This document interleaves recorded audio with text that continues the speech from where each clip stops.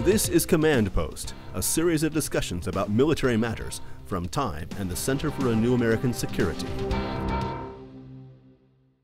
Kristin, is it going to take a cyber Pearl Harbor to awaken the United States to the real risk of cyber warfare? First of all, I think we should be very careful about using the phrase digital Pearl Harbor to start with. It's not that a digital Pearl Harbor is impossible, but we have to distinguish between the most likely threat and the most dangerous threat. And certainly our military, our defense planners have to prepare for the most dangerous threat, but the most likely threat, the one that we're facing every day, also includes cyber crimes, cyber terrorism, cyber espionage, and just a constant low level of cyber conflict that we're dealing with on a day-to-day basis. And this is the most important threat we have to cope with right now. Do you agree with that, Jim? Yeah, I think we should have a contest to come up with a new term because I'm so tired of cyber Pearl Harbor.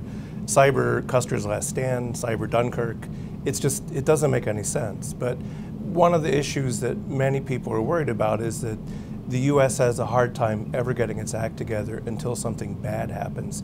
And there's a growing feeling that that might be the case with cybersecurity. Is there a way for the layperson to understand? I mean, cyber war is invisible. It's sort of like some of those vapors you can't really smell. And how big a threat do you folks, do you experts really think it is? Is it tantamount to what the Soviet Union was in the olden days? Is it more like a rogue state today that's more of an itch than a mortal threat? Just how big of a threat is cyber warfare? Well, first of all, I don't think we should be thinking about cyber warfare as some completely separate entity. Instead, we should think about cyber conflict being woven through every other conflict that we fight in the future. So we have to be prepared to deal with this threat, and I hope it won't take something serious to really get our act together. But cyber security, cyber threats are here to stay, but they're part of every threat we face. They're not something separate. It's just another weapon system, and when you think about joint operations, that's how the military will use it. What we don't see is the espionage and the crime part, and of course, the whole point of espionage is not to be detected.